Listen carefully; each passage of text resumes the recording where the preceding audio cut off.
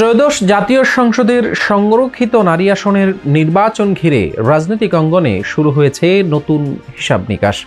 আগামী 12 মে অনুষ্ঠিতব্য এই নির্বাচনের আগে দলগুলো যখন প্রার্থী বাছাইয়ে ব্যস্ত, তখন বিরোধী দল বাংলাদেশ জামায়াত ইসলামী ইতিমধ্যে তাদের সম্ভাব্য নারী প্রার্থী তালিকা চূড়ান্ত করেছে। যদিও আনুষ্ঠানিক ঘোষণা এখনও দেয়নি দলটি, তবুও দলীয় সূত্র ও অভ্যন্তরীণ আলোচনায় কিছু নাম উঠে এসেছে। ধারণা করা হচ্ছে তারাই আগামী দিনে সংসদে প্রতিনিধিত্ব করতে যাচ্ছেন জামায়াতে মনোনীত সংরক্ষিত আসনের নারী সংসদ সদস্য হিসেবে। প্রিয় দর্শক, সংরক্ষিত নারী আসনে জামাত কতটি আসন পাবে, কিভাবে হবে এই নির্বাচন, কারা আছে আলোচনায়, এ নিয়ে আজকের প্রতিবেদন। শেষ পর্যন্ত আমাদের সাথেই থাকুন। সংরক্ষিত নারী আসনের নির্বাচন বাংলাদেশের সংসদীয় কাঠামোর একটি বিশেষ বৈশিষ্ট্য। সরাসরি জনগণের ভোটে নয়, বরং সংসদে নির্বাচিত সদস্যদের ভোটে এই আসনগুলো নির্ধারিত হয়। সংবিধান ও প্রচলিত আইন অনুযায়ী কোনো দল সংসদে যতগুলো সাধারণ আসন পায় তার ভিত্তিতে সংরক্ষিত নারী আসনের সংখ্যা নির্ধারণ করা হয়।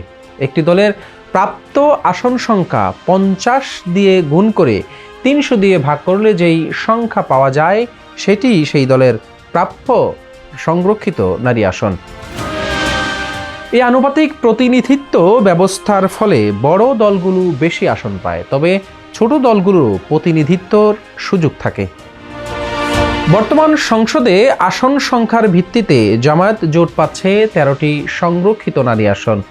নির্বাচন কমিশনের তথ্য অনুযায়ী বিএনপি জোট পাবে 36টি আসন, আর স্বতন্ত্র প্রার্থীদের জন্য থাকছে একটি।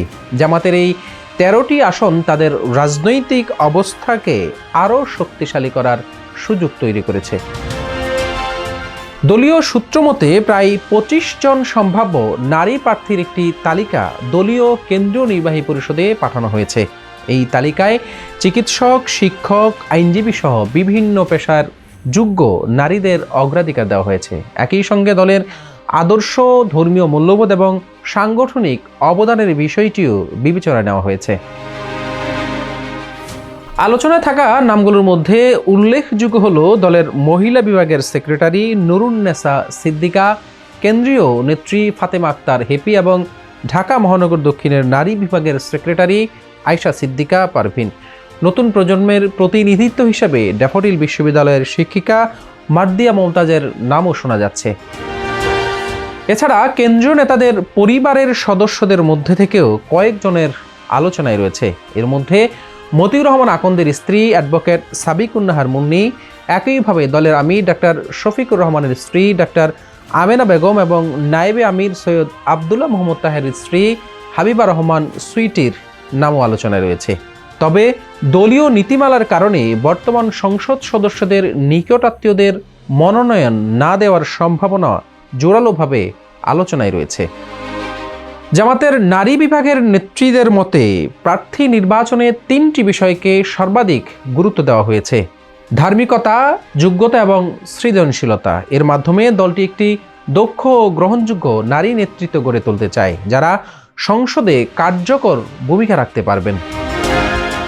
জামায়াত নেতা ইহসানুল মাহবুব জুবায়ের গণমাধ্যমকে বলেন, নির্বাচনের তারিখ ঘোষণা হয়েছে, আমাদের নারী প্রার্থীর তালিকাও চূড়ান্ত, শীঘ্রই আপনাদের জানাতে পারবো। তিনি আরও বলেন, এনসিপি যেহেতু একটি আসন পাচ্ছে, আনুপাতিক হারে তাদের আরও একটি আসন পাওয়ার সম্ভাবনা রয়েছে, তাদের সহযোগিতার বিষয়ে আলোচনা হচ্ছে। জামায়াত ইসলামের যেসব কেন্দ্রীয় নেতা ত্রয়োদশ জাতীয় সংসদ নির্বাচনে বিজয়ী হয়েছেন, তাদের নিকটাত্মীয়দের মনোনয়ন না দেওয়ার সম্ভাবনার কথা জানিয়েছে মহিলা বিভাগের একজন দায়িত্বশীল নেত্রী। এই নেত্রী গণমাধ্যমকে বলেন, বিশেষ করে যারা এখন সংসদ সদস্য, তাদের স্ত্রী কিংবা নিকটাত্মীয় সংরক্ষিত নারী সংসদ সদস্য হিসেবে মনোনয়ন না পাওয়ার পলিসি রয়েছে, যদিও তারা যোগ্য। তবে অনেকে আলোচনায় আছেন এ বিষয়ে জামাতের আমির চূড়ান্ত সিদ্ধান্ত নেবেন। ইতিহাস পর্যালোচনা করলে দেখা যায়, জামাত অতীতে সংরক্ষিত নারী আসনে সীমিত হলেও গুরুত্বপূর্ণ উপস্থিতি রেখেছে।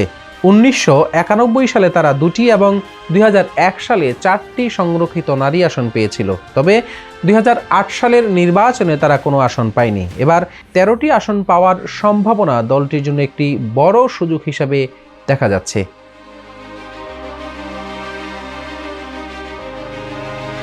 ইউএফটি ফার্স্টের সাথে ট্রেড করুন যে কোনো জায়গা থেকে।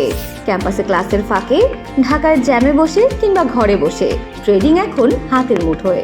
তাই ট্রেড করুন যখন খুশি, যেখানে খুশি।